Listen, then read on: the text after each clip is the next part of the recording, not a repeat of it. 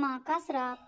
सावित्री को वैसे ही काफी चिंता हो रही थी क्योंकि उसका पति 11 बजे आने की कहकर अभी तक ट्रक से नहीं लेकर आया था। उसका पति सुखवंत ट्रक चलाता था। सावित्री को अच्छी तरह पता था कि सुखवंत रात के समय शराब पीकर ट्रक चलाता है, इसलिए उसकी चिंता जायज थी। आकांक्षाओं के बादल उसके मन में गिरने लगे थे। ऊपर से मुन्ने का लगातार रोना भी उसे और ज्यादा परेशान कर रहा था। सावित्री के पिता ने जब सुखवंत के हाथों में उसका हाथ दिया था, तब सुखवंत इसी घर में अकेला रहता था और किराए की जीप चलाता था। फिर उसने ट्रक चलाना शुरू कर दिया। सावित्री को आज भी वह दिन अच्छी तरह याद है जब सावित्री के पिता आखिरी बार बेटी दामाद से मिलने आए तो दरवाजा सुखवंत ने ही खोला। अरे आप आइए आइए, इधर से गुजरा था, सोचा मिलता जाऊं। सावित्री के पिता अंदर आते हुए बोले। सावित्री अपना उभरा हुआ पेट साड़ी के पल्लू से ढकने का असफल प्रयास करते हुए बोली, पिताजी आपकी तबीयत कैसी है? अब मैं ठीक हूँ बेटे। सुखवंत मेरी एक आखिरी विनती मानोगे? पिताजी सुखवंत से मुखातिब होकर बोले। जी कहिए बेटे, ईश्वर की कृपा से तुम अब 2 से 3 होने वाले हो। मैं चाहता हूँ तुम शराब छोड़ दो, नहीं तो तुम्हारे बच्चे पर इसका प्रतिकूल प्रभाव पड़ सकता है। जी मैं कोशिश करूँगा। दृढ़ निश्चय करोगे तो कोशिश सफल जरूर होंगे। अच्छा मैं अब चलता हूँ। पिताजी खाट से उठते हुए बोले।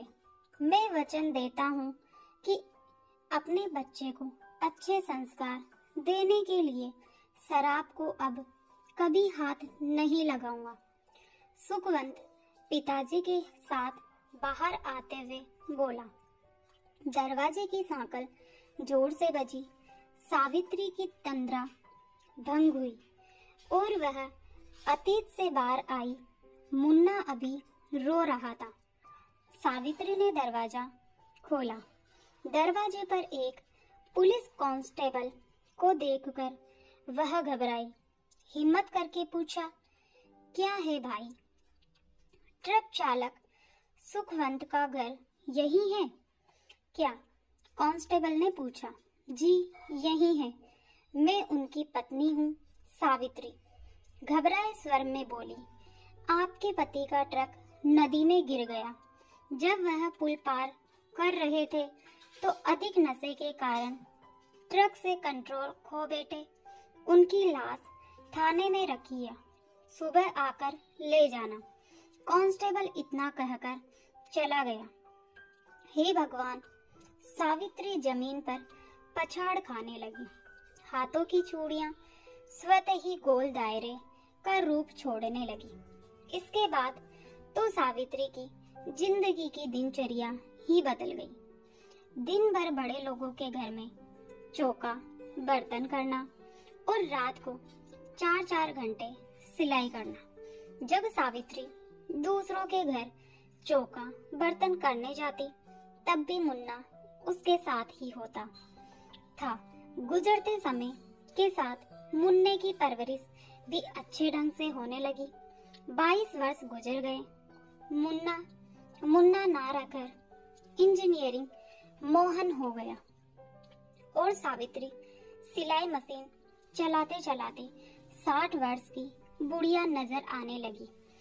आज बरसों बाद सावित्री के मन में उमंगे थी क्योंकि उसका बेटा मोहन शहर से इंजीनियरिंग की डिग्री लेकर आ रहा था।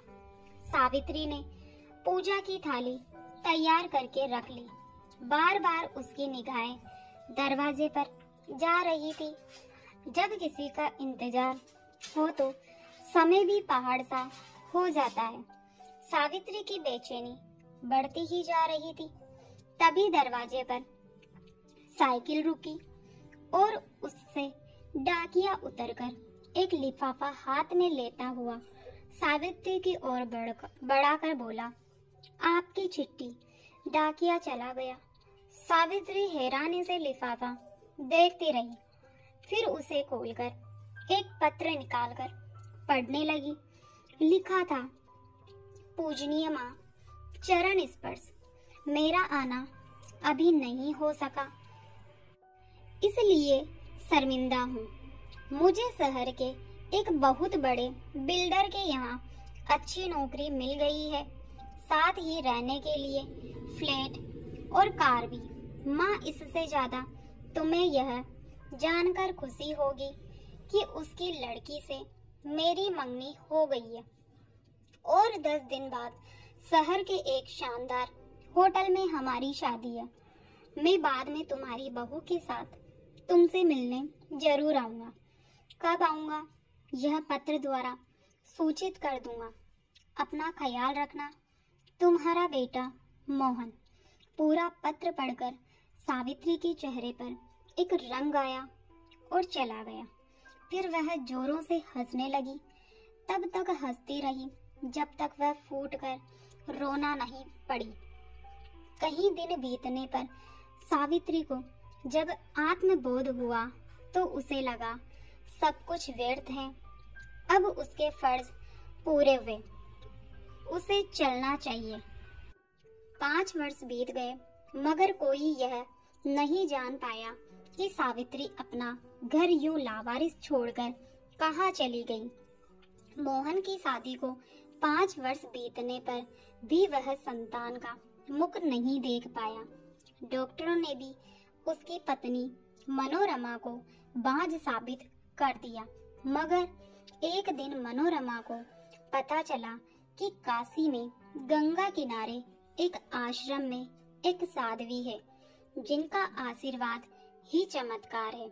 उसने मोहन से उनके दर्शन की जिद की तो मोहन को मजबूर होकर मनोरमा को काशी लेकर जाना पड़ा। काशी जाकर जब मोहन मनोरमा के साथ उस साध्वी के आश्रम में पहुंचा तो उन्हें पता चला कि साध्वी अपने विशेष पूजा ध्यान के कक्ष में है।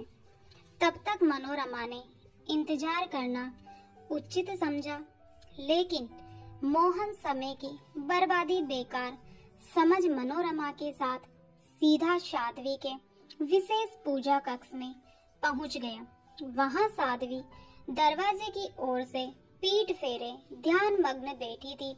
मोहन वहीं कक्ष में एक तरफ पीछे कालीन पर बैठ गया। मनोरमा घुटनों के बल वहीं जमीन पर बैठकर अपना आंचल फैलाकर भर्राए स्वर में बोली, माई, मेरी शादी को 5 वर्ष हो गए मगर संतान नसीब नहीं हुई।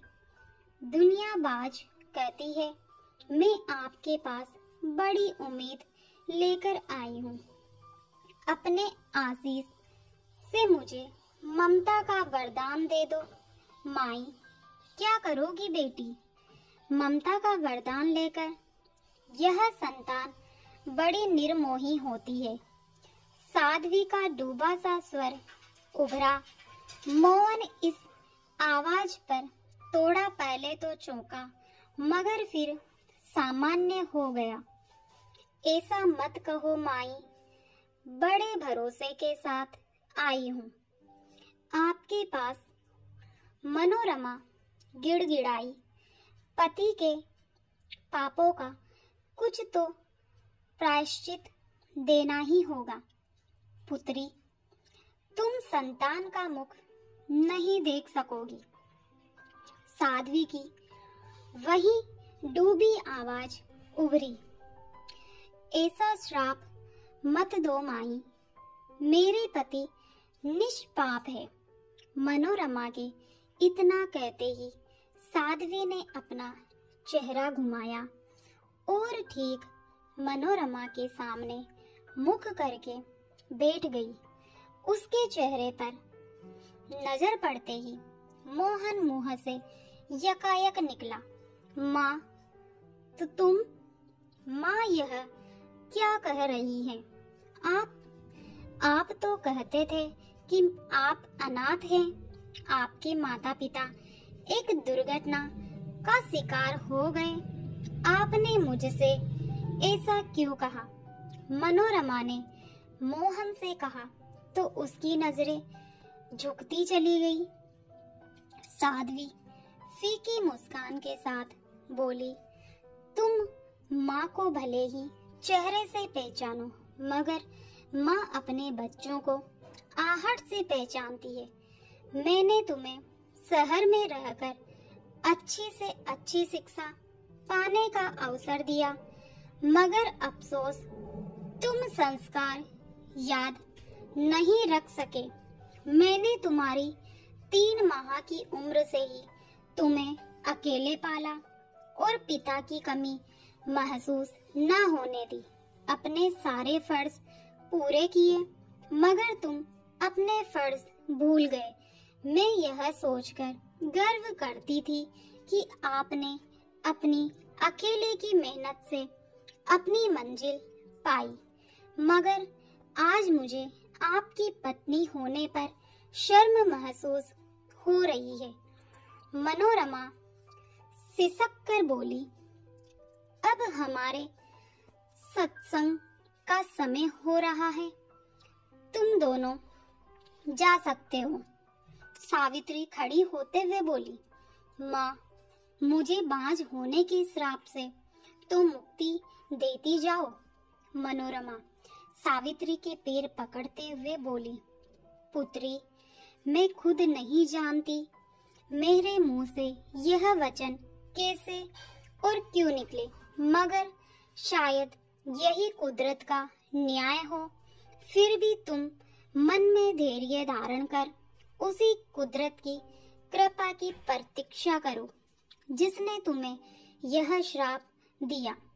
प्रतीक्षा करो जिसने तुम्हें यह श्राप दिया। सावित्री ऐसा कहकर कक्ष से बाहर निकल गई, अपने पीछे छोड़ गई बिलखती मनोरमा और पश्चाताप के आंसू आंखों में लिए मोहन।